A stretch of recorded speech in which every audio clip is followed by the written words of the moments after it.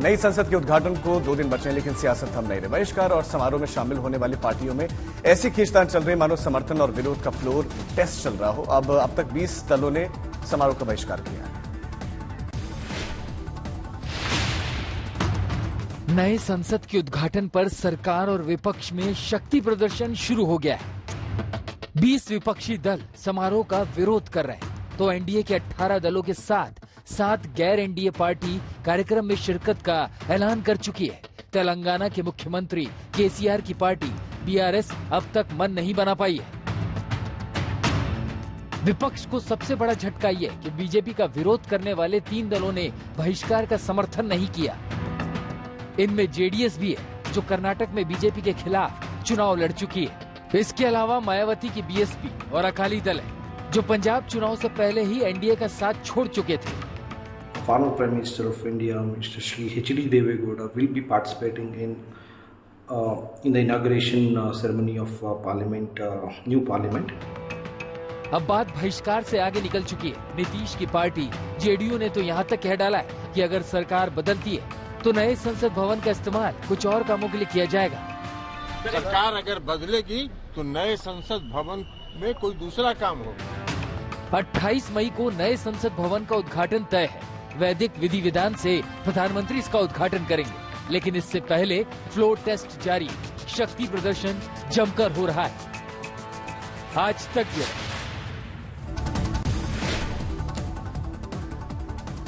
गृहमंत्री अमित शाह ने नई संसद के उद्घाटन समारोह का बहिष्कार करने वाले दलों पर हमला बोला। उन्होंने कहा कि ये ओछी राजनीति है, लोकतंत्र का अपमान है।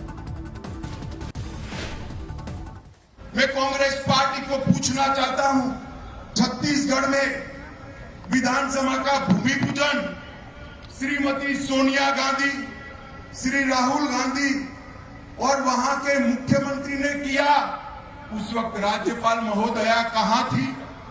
वो ट्राइबल थी, आपने नहीं बुलाया।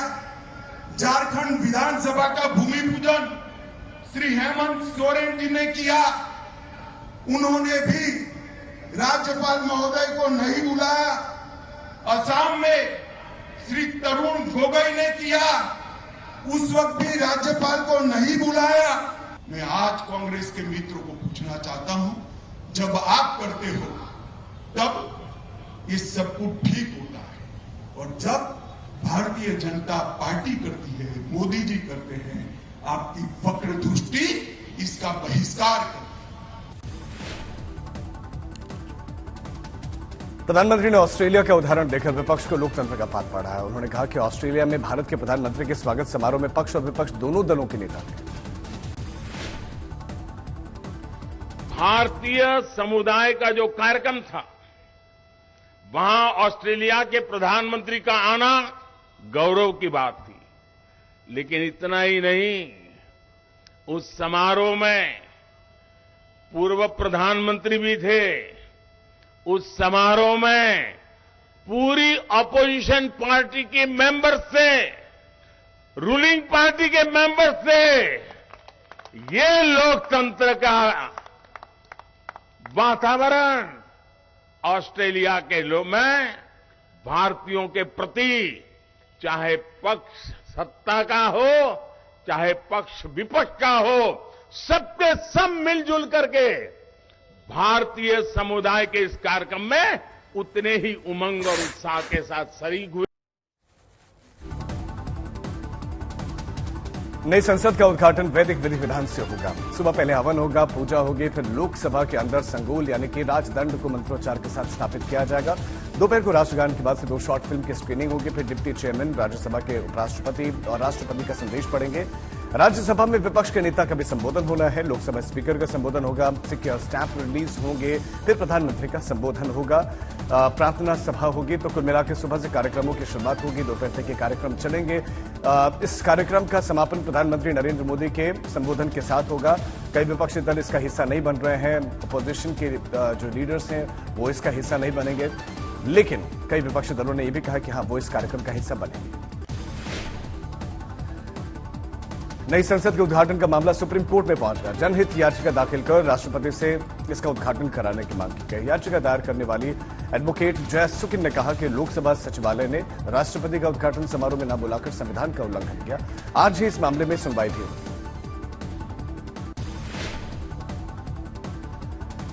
नई संसद ही नहीं, दिल्ली को लेकर केंद्र के अध्यादेश पर भी विपक्ष की मोर्चाबंदी हो रही है। दिल्ली के सीएम अरविंद केजरीवाल ने ममता बनर्जी से मुलाकात की, फिर उद्धव ठाकरे और एनसीपी चीफ शरद पवार से मुलाकात की, उनसे समर्थन मांगा। केजरीवाल ने इसे लोकतंत्र बचाने की लड़ाई बताया। केजरीवाल अब कांग्रेस अध्यक्ष से भी मुलाकात कर सकते हैं।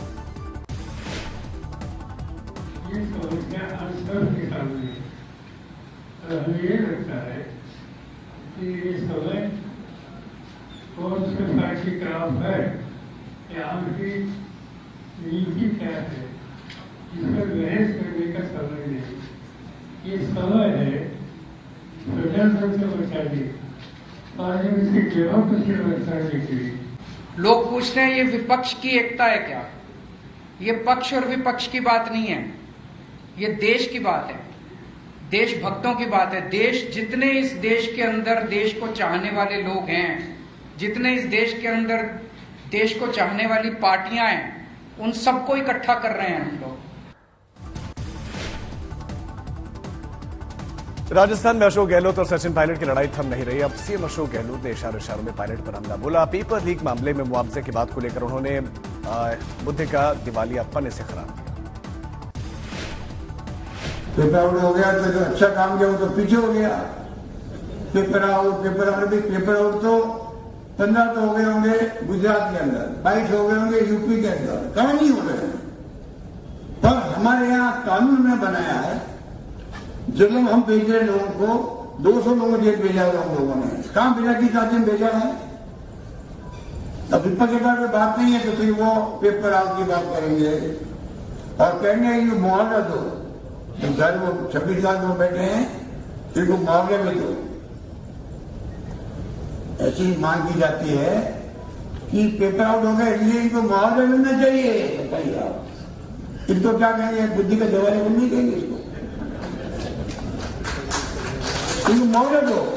दुनिया के इतिहास में किसी ने मांग करी है क्या कि भाई पेपर आउट हो गया कहीं पर तो जो बच्चे पढ़े करे थे एग्जाम नहीं दे पाए हैं, इनको मुआवजा दे सकती सरकार?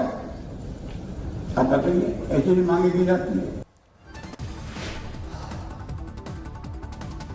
मध्य प्रदेश चुनाव से पहले कांग्रेस नेता दिग्विजय सिंह मंदिर दर्शन कर रहे हैं। कल बड़बा आश्रम में जाकर उन्होंने बजरंगबली के दर्शन किए। दिग्विजय सिंह ने झांझ बजाया, भक्ति में लीन दिखे। पूर्व सीएम आश्रम में महंत श्री बालक दास जी महाराज और श्री नारायण दास संत जी महाराज के दर्शन कर उन्होंने आशीर्वाद दिया।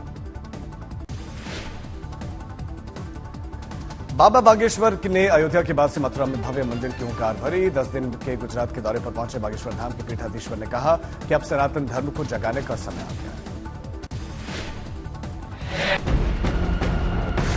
बिहार के बाद गुजरात में बाबा बागेश्वर का दरबार सज गया। पूरे 10 दिन तक धीरेन्द्र शास्त्री अहमदाबाद, वडोदरा, राजकोट और सूरत में कथा प्रवचन करेंगे, भक्तों की पर्ची निकालेंगे।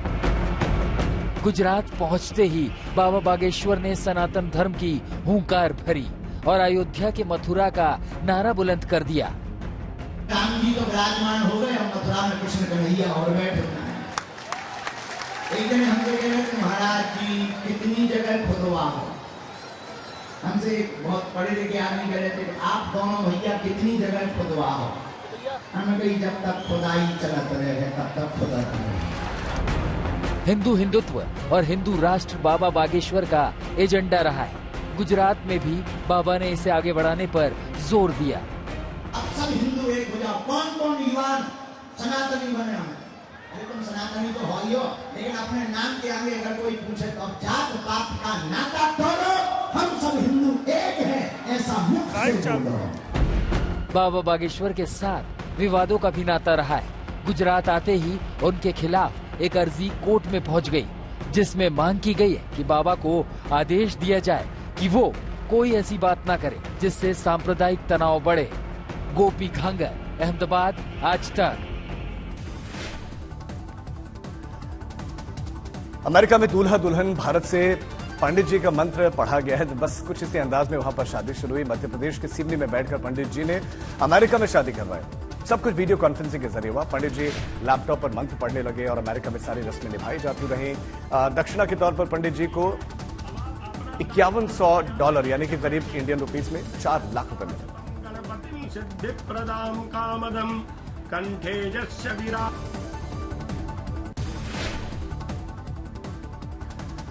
ग्वालियर में 2 मासूम बहनों ने अपने ही पिता के उसी मंडप के ऊपर छोड़ दीजिए, उसी नारियल के ऊपर छोड़ दीजिए, जो मंडप का नारियल है उसके ऊपर छोड़ दीजिए। हम बोलेंगे वो बोलना है। ओम मम है रात्रि के विवाह में ध्रुव तारा।